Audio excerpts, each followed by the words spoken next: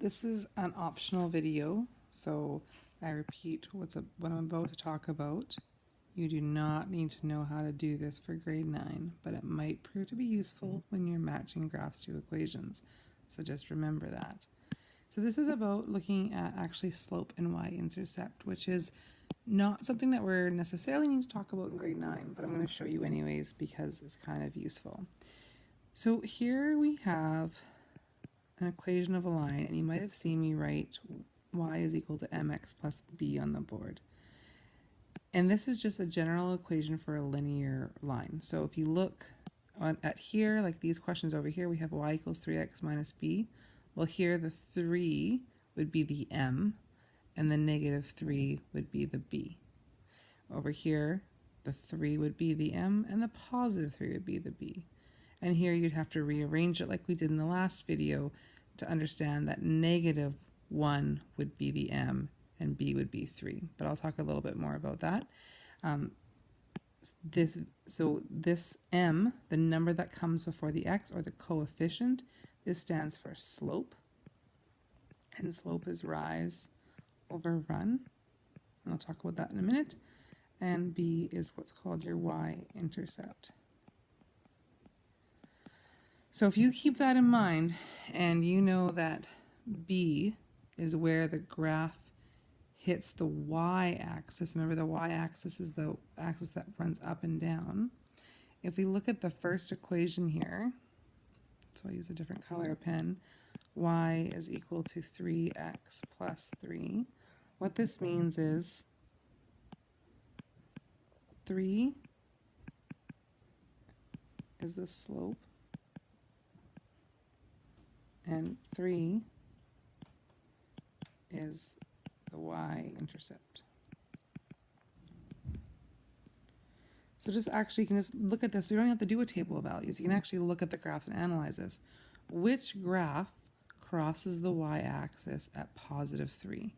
Well, graph A crosses at positive 3, but that graph B crosses at negative 3. So it can't be graph B, and graph C crosses at 3. Okay, so we've narrowed it down to either, this one can either be graph A or graph C. Those are the ones that are left. Okay, but now we can actually look at the slope. Slope is 3. And when slope is positive, because sometimes you'll have a negative in front of that, positive means it runs up into quadrant 1. Like the graph B and graph C are what's called positive slopes. So I'll write that in. This is what's called a positive slope. These two. And then this one's called a negative slope. And since we have a positive number, a positive 3, that means that our graph here has to be this one, because this one's negative and this one's positive. Also, the 3 means the slope, and I said earlier that it's rise over run. So what 3 is, you actually put the 3 over 1, because you can rewrite any number as over 1. So this means 3 is the rise and 1 is the run. So for every 3 go up, it goes over 1. So if you look at this equation, we start at the y-intercept is 3. If we go up 3 and over 1 will be another point. Up 3 over 1, another point. Up 3 over 1, another point. So that's what it means by slope. So I doubly know that this one is, because it has a positive slope, it crosses at positive 3, and the slope is steep and has a slope of 3. So graph C, we know is y is equal to 3x plus 3. Next, we'll look at x plus y is equal to 3. In the last video, we rearranged this, so we minus x on both sides, and we're left with y. And we want to write the x first, so negative x plus 3, because it's still a positive 3, not a negative 3.